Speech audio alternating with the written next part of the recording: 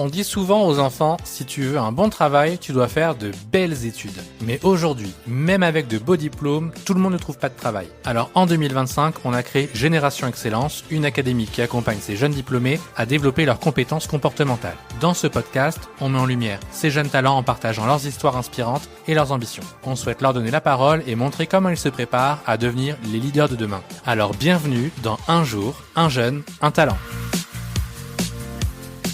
Bonjour et bienvenue sur ce nouvel épisode de podcast Un jour, un jeune, un talent. Aujourd'hui, j'ai l'honneur de recevoir Joueria Barakat, une jeune femme déterminée qui va nous partager son histoire aujourd'hui avec nous.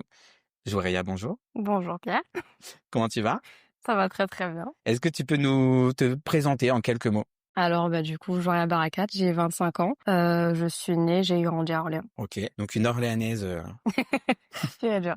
pire et dire. Est-ce que tu peux commencer dans ce podcast à nous parler un peu de ton cursus scolaire, de tes études et de pourquoi tu as fait ce choix? Alors j'ai commencé avec un bac littéraire avec mention section européenne et anglais approfondi. Et avec ça, j'ai enchaîné une double licence droit anglais que j'ai fait à l'université de Versailles. Et du coup, dans la suite un peu logique, je suis partie en master 1 droit public interne européen international et un master 2 en contentieux droit liberté fondamentaux, et ces deux-là je les ai fait à Sorbonne Paris Nord. Quand j'ai fait en fait ce choix-là de m'inscrire en double licence, à la base je voulais faire prof d'anglais, du coup je m'étais mis en licence d'anglais et ma mère m'a répondu un non sec, m'a dit non et m'a dit concrètement je pense que tu peux viser un peu plus haut, pas que prof ce soit forcément quelque chose de qui me correspondait pas, mais tu peux viser un peu plus haut, tu peux essayer de faire mieux. Et elle m'a dit tente, essaye de voir ce qui t'intéresse, etc. Et le droit m'avait toujours intéressé, c'est quelque chose qui m'avait un peu qui me passionnait en fait depuis assez longtemps.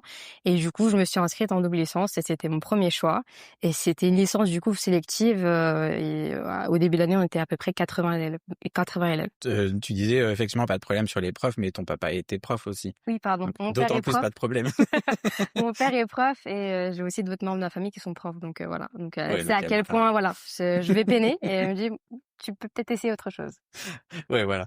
C'était important de remettre, on n'a pas de problème avec les profs, au contraire. On en a un chez nous. Ouais, on en a. Du coup, aujourd'hui, tu es inscrite à Génération Excellence, qui est cette académie qu'on a fondée avec l'association INQT. Maintenant, est-ce que tu peux nous dire ce qui t'a motivé à t'inscrire dans cette académie-là et si dans les 10 modules qui sont proposés, il y en a un ou deux qui t'intéressent le plus, en tout cas qui t'ont parlé un peu plus? Quand Yacine m'en avait parlé lors de notre premier entretien, il m'en a fait part, il m'a dit en fait que mon profil correspondait vraiment à la Génération Excellence. Et ce qui m'avait aussi poussé, c'est le fait, dans mon cursus, il y a beaucoup de rédaction, beaucoup de recherche. Et il y a en fait, on reste énormément en fait entre nous et du coup on se comprend parfaitement, on est une sorte de petite bulle. Et travailler sur les soft skills, ça peut être, ça pourrait en fait faciliter notre intégration dans l'entreprise et ça pourrait grandement améliorer notre expérience et notre quotidien en fait. Donc voilà, c'est ça J'entends qui que c'est m'intéresse. très complémentaire en fait, finalement, avec la partie ultra technique du droit que vous avez appris effectivement avec un cursus très universitaire et puis côté plus soft skills, compétences humaines, comportementales. Ouais, et c'est aussi quelque chose qui est recherché par les recruteurs. Donc voilà. Et du coup les deux Modules, ouais. modules pardon Mm. qui m'ont intéressé, c'était la gestion du stress avec l'intelligence émotionnelle et la résolution de problèmes et prise de décision. La gestion du stress, c'était un peu plus personnel. C'est-à-dire vraiment identifier, savoir et comprendre que derrière une émotion, il y a un besoin. Du coup, la résolution de problèmes, prise de décision, c'est que personnellement, je n'aime pas du tout le conflit. C'est inévitable en fait, ça arrive quoi, mais il faut savoir en fait mettre les bonnes formes parce qu'on a beau avoir les meilleures intentions, si le format n'est pas, voilà, le message n'est pas si bien transmis, ça sera vraiment très mal pris. Donc globalement, c'est ce qui m'avait intéressé le plus. Je suis quelqu'un qui n'a pas de souci en fait à donner mon opinion quand c'est constructif, quand c'est nécessaire. Mais voilà, si je le fais pas dans les bonnes formes, ça peut être très mal pris. Ouais, j'entends qu'il y a fond et forme Ouais. et que la bienveillance finalement n'est pas toujours suffisante pour que en face la personne l'entende correctement et comprenne correctement le message. Exactement. Et j'entends une envie aussi de pas forcément être maladroite finalement dans ta communication. Ouais. Ok. Et justement, on va parler de cette histoire de gestion de stress. Est-ce que tu peux nous parler, nous expliquer un petit peu ton fait marquant? Alors, c'est une anecdote, quand je m'en rappelle, ça me fait rire maintenant, mais c'était pas aussi drôle que ça sur le moment.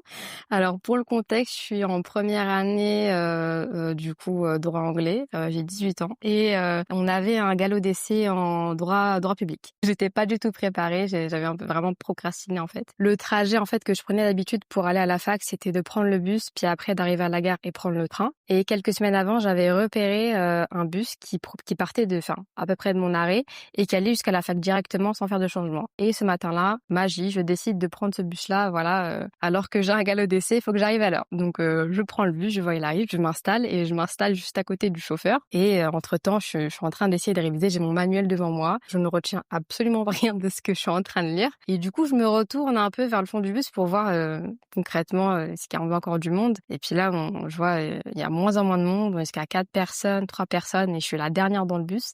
Et le bus s'arrête. Terminus. Tout le monde descend, et puis voilà. Mais il n'y a pas la fac. Il y a pas la fac. À moins que la fac se soit transformée en zone commerciale. Et là, je me mets à pleurer. Je me mets à pleurer. Je me dis, mais qu'est-ce que je vais faire? Je suis dans une galère pas possible. Comment je vais arriver à l'heure? Humainement, c'est pas possible d'arriver à temps. Et il y a le chauffeur du bus. Bah là, il est en train de terminer sa cigarette et il remonte pour voir s'il y a du monde dans le bus. Et il me voit en train de pleurer. Et il me dit: «Mais ça va, Merveille?» Je lui fais: «Oui, oui, ça va, je suis juste malade. Je suis juste malade, ça va». Il fait: «Si vous êtes malade, faut vous reposer, je sais pas ce que vous faites après, et cetera, mais faut vous reposer». Et le bus, bah, du coup, enfin, le chauffeur reprend son trajet et sur le chemin, en fait, du coup, au retour, il y a cet effet, en fait, d'une roue d'hamster qui s'arrête. C'est vraiment un silence, un calme total et je me dis: «OK, qu'est-ce qui se passe? Qu'est-ce que je peux faire?» Et concrètement, je me dis: Est-ce que je peux faire ce galop d'essai-là? Est-ce que j'ai les capacités de le faire en ce moment?» Non, pas du tout. Et du coup, je me dis: J'y vais pas, mais je veux pas non plus avoir un 0. Donc je vais aller me chercher un justificatif chez le médecin et après avoir pris mon rendez-vous, bah, du coup, sur Doctolib, je rentre chez moi, je me fais à manger et je m'allonge et je dors. On va dire un peu la morale de cette histoire. Ça m'a appris beaucoup de choses sur moi et notamment par rapport à la gestion du stress. C'était quelque chose où j'avais pas du tout la notion et il y avait vraiment des signes énormes que je n'avais pas vus. Le fait de pas bien manger, le fait de pas bien dormir, ça m'est passé complètement à côté. Le fait de procrastiner aussi en quelque sorte parce que je voulais quand même bien réussir. Je me suis pas inscrite pour juste oui, bah je suis de visite quoi. Non, je veux réussir. J'ai pas besoin de me mettre une pression aussi énorme. Je suis pas en train de sauver l'humanité, je suis pas il y a pas un énorme enjeu, voilà. Et aussi, il y a toujours, ce qui vraiment me caractérise vraiment aujourd'hui au milieu professionnel et personnel, c'est qu'il y a toujours une solution. Et voilà, c'est cette petite histoire, ça me fait rire, quoi. Parce qu'aujourd'hui, elle me fait encore rire. C'est des bonnes leçons, quoi. Ouais, c'est ce que j'allais dire. En fait, elle te fait rire, mais elle t'a appris beaucoup de choses finalement cette histoire-là. Bon, et déjà tu t'en es sorti parce que finalement t'as réussi, t'as fait tes licences, t'as fait tes masters, etc. Mmh. Mais je trouve il y a un côté très moral de l'histoire finalement de se dire en fait le stress nous amène à nous auto-saboter quoi. Ouais. Finalement le stress t'a amené à procrastiner, t'a amené à pas forcément avoir une bonne hygiène de vie, à mal manger, mal dormir, etc. À pas réussir à te reposer. Et puis t'as amené aussi finalement à prendre des risques le matin, de tester un itinéraire que t'as jamais pris alors que tout allait bien d'habitude avec le bus et le train. Enfin, c'est original comment le stress finalement peut t'amener à Ouais. cette prise de risque-là, ou en tout cas à cet auto-sabotage. Mais finalement, tu t'en es sortie, t'as été résiliente. Et c'est presque ça la leçon, si on devait du coup un peu récapituler c'est un peu moral de l'histoire pour des personnes qui pourraient rencontrer cette situation-là aussi. Et aussi, un conseil que je retiens toujours de mon premier chargé de TD en droit public qui nous a dit, dès le premier semestre, la personne qui va réussir parmi vous, c'est pas forcément la personne qui a la plus grande mémoire ou qui a des facilités d'apprendre, c'est la personne qui va tenir mentalement, qui va tenir jusqu'au bout et c'est elle qui va réussir, c'est elle qui va avoir les licences. Ça me fait penser un peu presque à un conseil de coach sportif, quoi. Ouais. C'est ayez le mental. Enfin, mais c'est un peu ça finalement. Ouais. Dans les études, vous avez quand même été des sportifs, presque des sportifs des fois de haut niveau, à faire plusieurs cursus en même temps, des fois à faire la fac et loin. Enfin, c'est un combat de tous les jours. Donc effectivement, le mental est super important. Bah, merci pour ce partage. Je pense que ça va en inspirer plus d'un ou plus d'une. T'as quand même vaincu la licence et enfin la double cursus en licence et ton master. Double cursus en master aussi? Non, juste double licence et master c'est 1, ça. master 2. Double Voilà. licence et master 1, master 2. Eh ben, t'as quand même réussi à gagner, à vaincre, à obtenir tous tes diplômes. Aujourd'hui, quels sont tes projets, quelles sont tes ambitions à court, moyen ou long terme? Alors sur le court terme, en fait, je souhaite soit travailler en entreprise ou en association pour gagner un peu en expérience et puis globalement en fait m'insérer déjà sur le monde du travail. Et vraiment sur le long terme, j'ai toujours eu cette dimension en fait avec l'anglais, d'où la licence d'anglais aussi, qui m'a vraiment poussé vraiment à étudier. C'est aussi intégrer une organisation internationale, partir à l'étranger globalement. Donc ça a toujours été une envie quoi. Ouais, tu veux faire tes armes quand même pendant 5-10 ans, puis après tester plutôt tes compétences à l'international. C'est super intéressant justement, d'où la licence d'anglais, etc. On voit qu'il y a quand même un cursus logique, il y a quand même une cohérence dans ton parcours. C'est une belle ambition, je te souhaite d'y arriver. Et justement, demain, si une entreprise t'appelle et te dit, bah voilà, Joëria, on vous recrute, quel conseil tu donnerais à ton futur manager pour bien t'intégrer dans son équipe? Je suis quelqu'un de vraiment sociable. Je vais facilement vers les gens, donc c'est pas, j'ai pas du tout de problème à m'intégrer à un nouveau groupe qui pourrait énormément m'aider. C'est vraiment établir les rôles de chacun, les missions de chacun, pour pouvoir mieux travailler ensemble et aussi avoir une transparence et d'avoir de l'écoute de la part de ce manager. Oui, j'entends en gros donner un cadre. Ouais. Te donner un peu un cadre, quelque chose d'un peu clair, de savoir un petit peu comment ou où tu dois te positionner et comment les gens doivent se positionner aussi, notamment en termes de mission. Ouais. On connaît de chacun de son périmètre et puis maintenant on peut avancer quoi. Ouais.